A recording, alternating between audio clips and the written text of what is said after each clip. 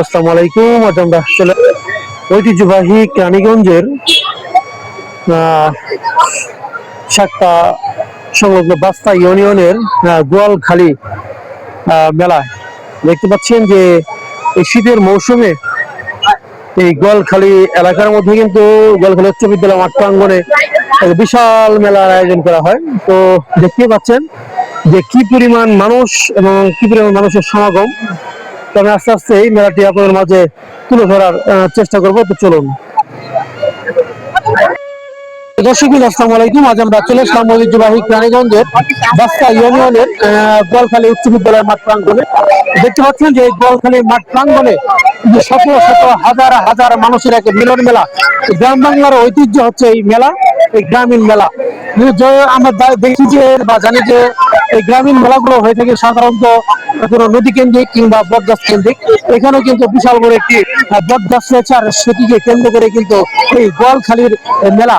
এই গ্রামীণ মেলাটা কিন্তু অনেক ঐতিহ্য রয়েছে এবং অনেক বছরের।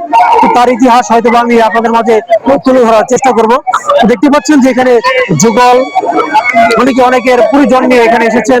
ছোট ছোট বাচ্চা, তাদের বাবা দাদা নানা নানি এদের সাথে এসেছেন এবং এই মেলাকে কেন্দ্র করে কিন্তু আমরা দেখি যে যারা নাকি দূর দূরান্ত নাকি এলাকার মেয়েদের বিয়ে হয়েছে তারা তার বাবার বাড়িতে আসে এই মেলাকে কেন্দ্র করে, এবং এরকম বিশেষ দিনগুলো থাকলে কিন্তু তারা এখানে আসে। আর যেহেতু মাস কয়েকদিন আগে বাচ্চারা ছুটি পেয়েছে, আর এই সময়গুলোতে কিন্তু তারা খুবই এনজয় করে এবং উপভোগ করে। তো আপনারা দেখতে পাচ্ছেন, তো এখানে কিন্তু আমরা আশেপাশে দেখতে পাচ্ছি অনেক মুখরোচক খাবারের দোকান এবং অনেক স্টল রয়েছে। তো সেগুলো আমরা আপনাদের ঘুরে ঘুরে দেখানোর চেষ্টা করবো। তো চলো।